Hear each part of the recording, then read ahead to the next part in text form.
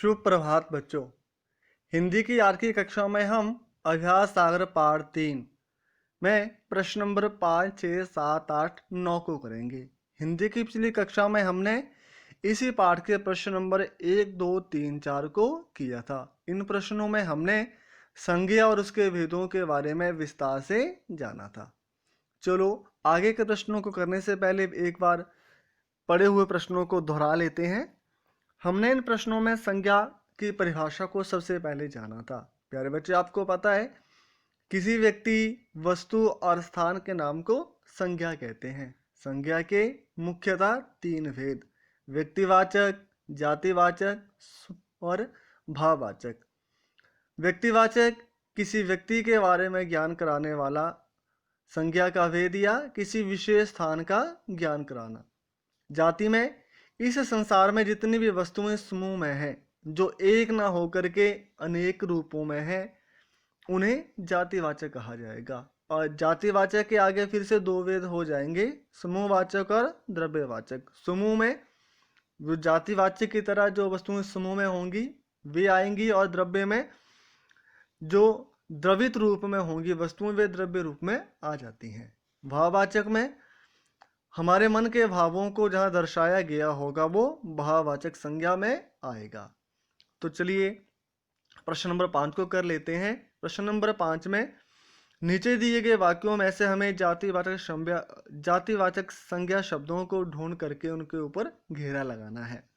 तो पहला वाक्य है, यहाँ से जंगल बहुत दूर है। अब जंगल, जंगल यानी आपके घर के आसपास भी जंगल हो सकता है, आपके शहर में भी हो सकता है, एक नहीं अनेक जंगल हो सकते हैं। तो जंगल जो है वो समूह में है, इसलिए जंगल जातिवाचक संज्ञा है। सांप बड़ी जोर से फुफकारा। सांप, सांप की आपको पता है बहुत सारी जातियां प्रजातियां होती हैं, बहुत सारे सांप होते हैं, तो जातिवाचक। पेड़ों से फल लटक रहे हैं। अब प्यारे बच्चों, इस वाक्य में 2 शब्द जातिवाचक हैं, एक पेड़ और एक फल। हम भारत देश के नागरिक हैं।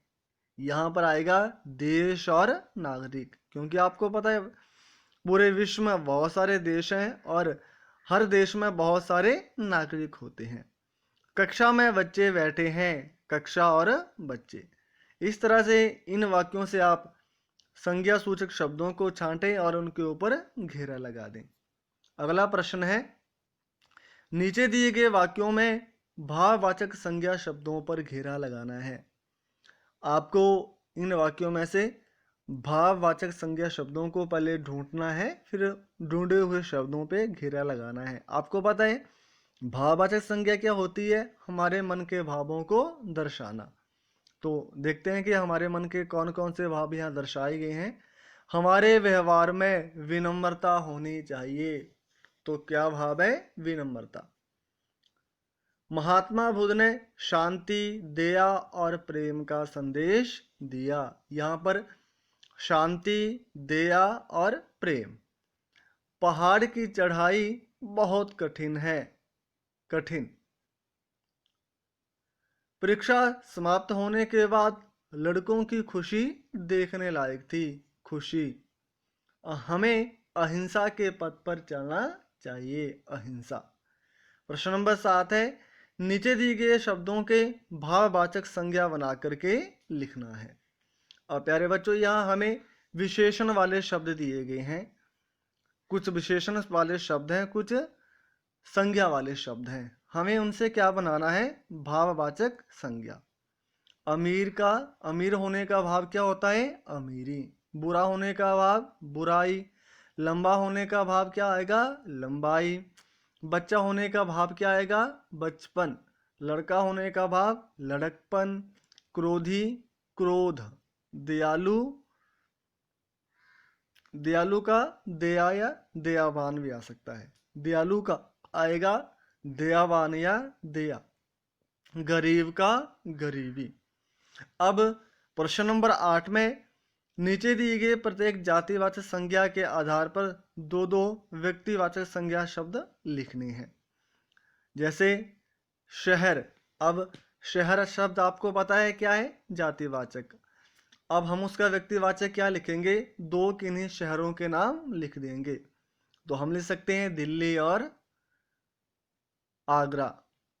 लड़का, तो दो लड़कों के नाम लिख दीजिए, मोहन और सोहन। पुस्तक, दो पुस्तकों के नाम लिख दीजिए, ज्ञान सागर, अभ्यास सागर। नदी, दो नदियों के नाम लिखिए, व्यास और सतलुज। पर्वत, दो पर्वतों के नाम आ जाएंगे, हिमालय और माउंट आबू या कंचनजंगा, आप कुछ भी लिख सकते हैं। नेता, दो नेताओं के नाम लिखिए, श्री नरेंद्र मोदी और श्री अटल बिहारी वाजपेयी। इस तरह से आप लिख सकते हैं। प्रश्न नंबर 9 में नीचे दिए गए दो व्यक्तिवाचक संज्ञा शब्दों के आधार पर हमें एक जातिवाचक संज्ञा शब्द लिखना है। अब पहले हमने जातिवाचक से व्यक्तिवाचक बनाया, अब हम व्यक्तिवाचक से जातिवाचक बनाएंगे। जैसे शीला और राधिका क्या है? लड़की। हिंदी और तमिल क्या है? किताब भी हो सकती है और भाषा भी हो सकती है। भारत और चीन देश।